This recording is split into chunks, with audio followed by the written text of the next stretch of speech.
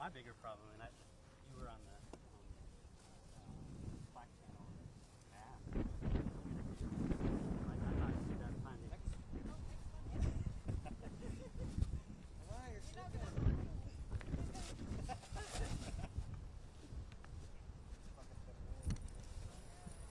Came out here today. We got hit with the last storm. We got flooded, so it's all about prepping this time. So we're getting the sandbags ready to put around the house to prevent what happened last week. We'll tie them all at the end if you want. Just fill them all up. Just wanting to make sure that we're protected from the storm surge. The last one came up real close to the front door, so I think we needed some bags to make sure we're protected this time.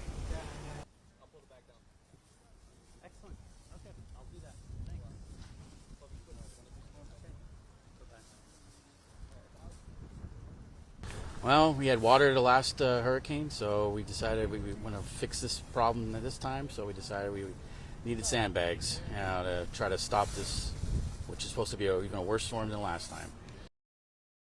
We're still going to make that decision yet. We have about 24 hours.